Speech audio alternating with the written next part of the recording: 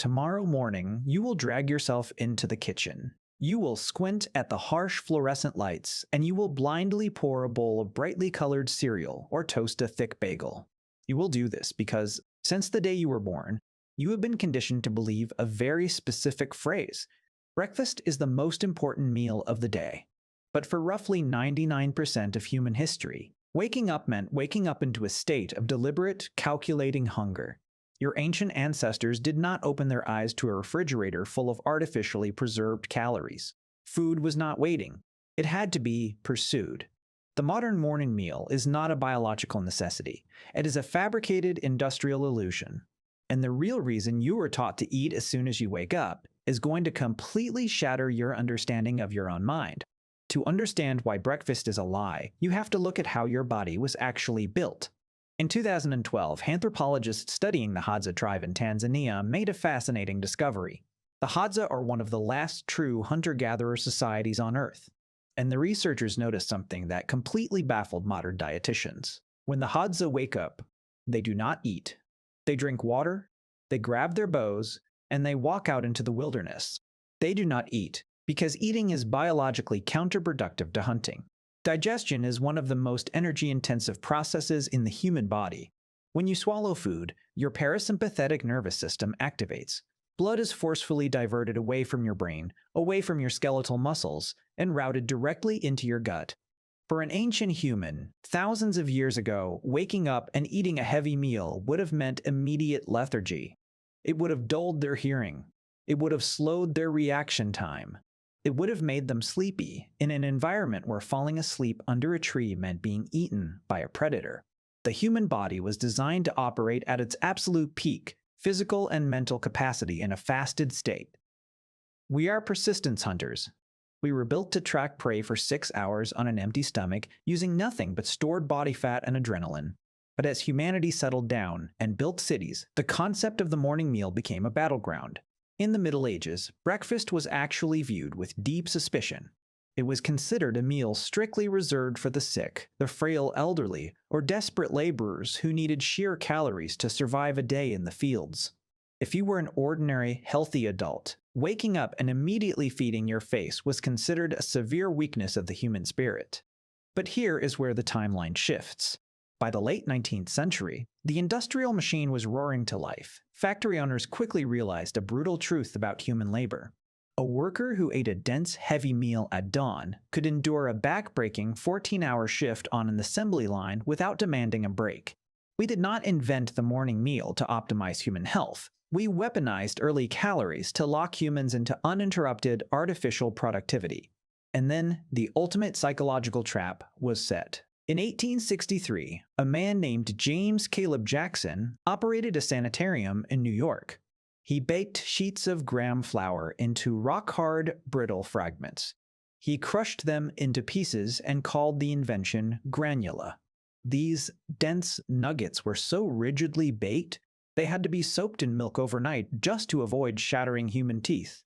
It was a bleak, joyless paste. But businessmen saw an empire. By 1944, a company named General Foods launched a massive, nationwide marketing campaign.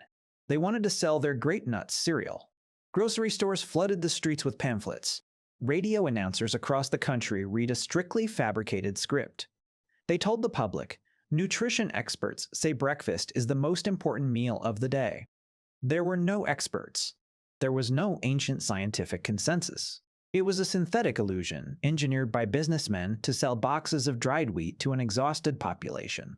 The greatest nutritional commandment of the modern world is nothing but a 1944 corporate sales pitch. So, what is the ancient truth?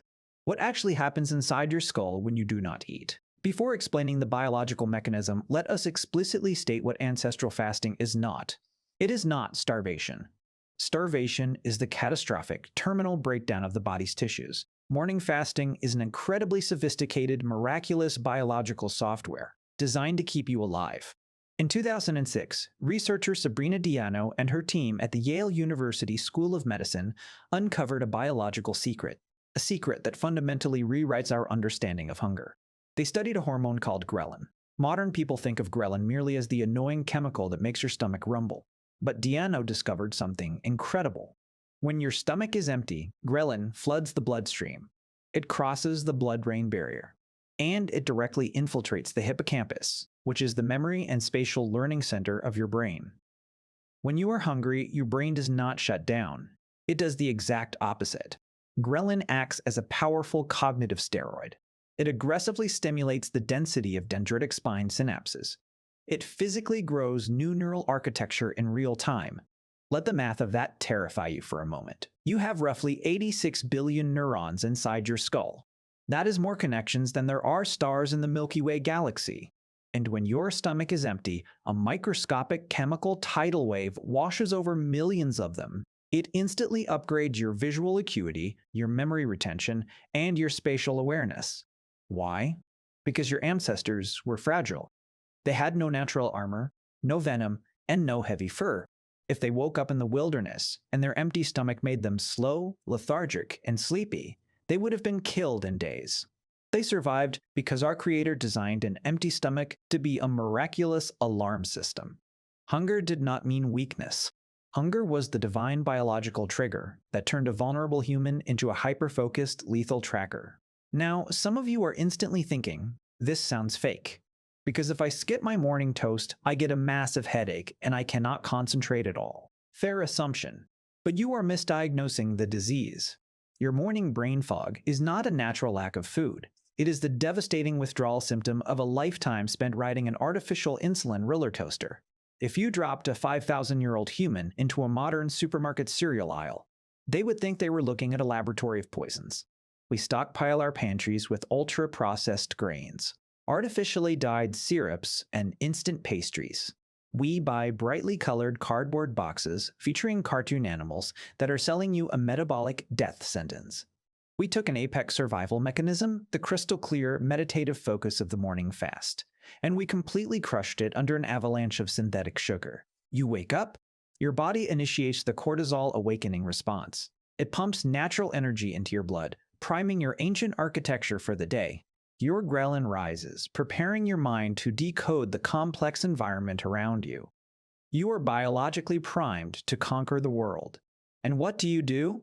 You walk into the kitchen, pour a bowl of neon-colored sugar loops, and swallow it. Instantly, the ghrelin plummets. The neurogenesis halts. Your pancreas violently floods your system with insulin to manage the massive, unnatural spike in blood glucose. Your brain, which was actively preparing to hunt, assumes the kill has already been made. It forcefully shuts down the cognitive edge. It signals the body to store fat, to rest, and to sleep. You are not fueling your day. You are chemically pacifying your own primal instincts. We spend our mornings walking around in a dense, artificial fog. We are utterly disconnected from the miraculous design of our own physiology, simply because a marketing team told us we had to be. Tomorrow morning, you will walk into your kitchen just like always. You will open the pantry, look at the boxes, and face a choice.